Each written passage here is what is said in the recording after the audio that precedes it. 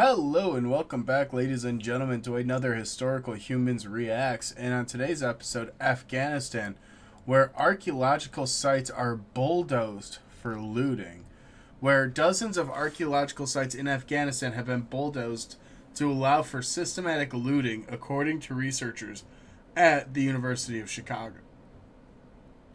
Yeah. Yeah. So what has happened is the University of Chicago has analyzed a number of satellite photos that show that looting patterns, which began under the previous government, have continued, if not accelerated, since the Taliban returned to power in 2021. A lot of the sites involved in this are from Afghanistan's Balk region, which was the heartland of a kingdom known as Bactria under the Persian Empire some, you know, 3,000 years ago. Um, this region was known for its great wealth during the Achaemenid Empire in the 6th century BCE, and it's also famous because Alexander the Great, his wife was Bactrian. After he Uh, defeated the Achaemenid ruler. yeah, he married Roxana, uh, a Bactrian woman.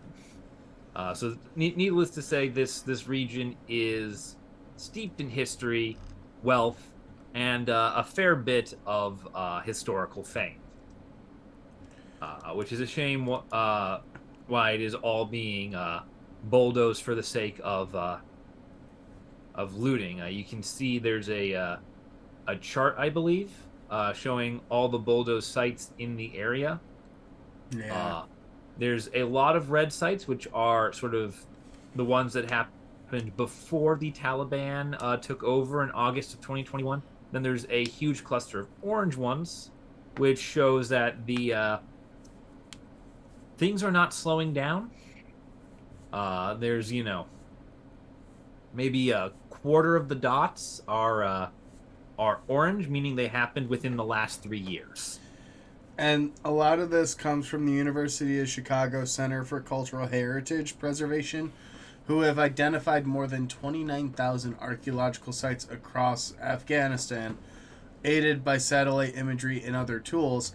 But after 2018, and especially after 2021, they started identifying specks on the images that they're confident are bulldozers because of the way they appear and disappear over time and the tracks that are left in the wake. And a lot of this is covering pits that were dug by looters. And people were clearing out vast swaths of land to loot the site systematically, which you can see in the image here, where you can see some of the deep trenching where the machinery was and other trenching that they had been digging out. Like, the evidence is so crystal clear. Yeah, no, even with an untrained eye, the labels do help a lot, and you can kind of see a lot of these weird cuts and swerves through the land. That's not natural, and that's not a structure. That's people digging. And his team identified 162 ancient settlements that were devastated at an astonishing rate under a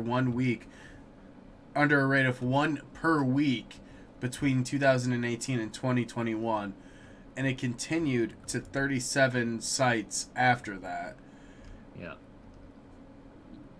And a lot The of these things that they're excavating, they don't really know, but they believe they're mainly mounds, fortresses, early roadside inns known as caravanserais. Caravanseries. Caravanseries. Oh, wow, I Yeah. could not Yeah. pronounce it. And Yeah. canal systems. Yeah. You know, literally, literally house for baggage train. That's literally what it is. But only about 97 kilometers away, or about 60 miles, is Tela Tepe, where a hoard of 2,000-year-old Bactrian gold was discovered in 1978. The Yep. Hill of Gold contained over 20,000 rare items, including gold jewelry, intricate crowns, coins, dubbed the Lost Treasures of Afghanistan. Yep. And one of the crowns is imaged here. Yeah.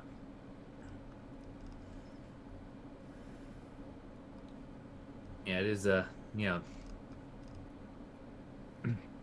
yeah, it is, it just this just goes to show just how much history is there and how much of it is unfortunately in the form of treasure, which is causing a lot of people to actively seek it out with destructive intent.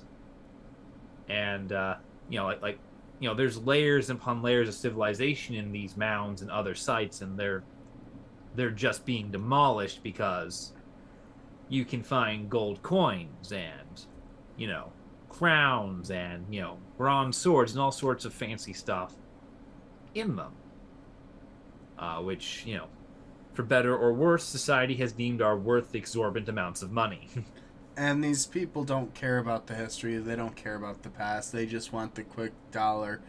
And a lot of the belief is most of the looting is done by people who are wealthy enough to be able to buy or rent the equipment and to move it to rural areas with nobody interfering. So they're clearly people that can make things happen and are getting rich off of it. And despite the current government in Afghanistan disputing the claim, they claim that they are trying to crack down on it and prevent it from happening. So it's an interesting twist, and it does kind of go to show that the government doesn't have control in all of these regions or provinces, Yeah, especially with the scale and just exorbitant capacity that it's currently at. yeah, and there is also some reason for concern to the government's level of commitment to cracking down on this and controlling it. Uh, the government of Afghanistan, at right now, at the time when this is happening, is the Taliban.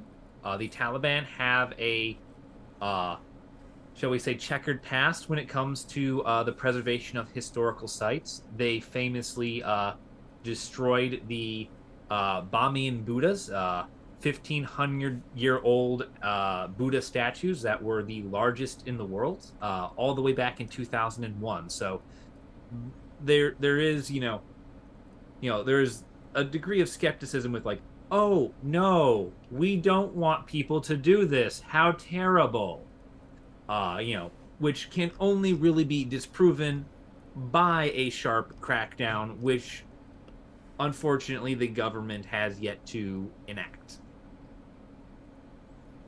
Although it will be said that Taliban's defense ministry has said that 3 people were arrested in September, accused of trying to smuggle a stash of antiquities worth about $27 million, which included statues, mummies, a golden crown, a book, and swords, Yeah. and that the items are handed over to the National Museum. So I mean, there is some level of attempt to be protection, but these sites are just being destroyed. There is Yeah. there's always a question as that people joke about in state, but what is the difference between a looter and an archaeologist? And it's the fact that an archaeologist will record the history. A lot of what we know, a lot of the context of what we know is based on where it is in the soil and how to paint the picture around it.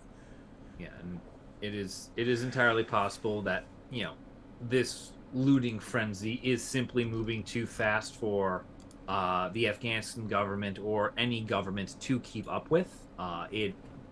It is a major problem and it is a crisis, uh, a deeply unfortunate one, given the importance of this region, just as a part of the Persian Empire alone, not to mention any of the other, thousands of years that it has existed. Yeah. But Um, though, with that, there's one final note I'd like to make. Earlier, we did mention the University of Chicago uh, tracking a lot of these sites through photography. satellite photography and all that good stuff. It is important to note that as part of the effort to prevent the looting, the University of Chicago has not been releasing their photographs, save a few that show sites that have already been hit and looted, because we in America do not want to contribute to the looting by giving the looters information on, hey, potential good stuff over here, go dig. Rather, it's monitoring quietly from afar and marking down where where the looters strike in the world's shittiest and largest game of Battleship. Well, I think that's a fair point for us to wrap up for today's episode. Thank you guys for watching. If you enjoyed it, leave a like, comment down below, let us know if there's a topic you would like to see us cover. And yeah, let us know what your thoughts are on this, because there's a lot of things at play in this. We'll see you in the next one.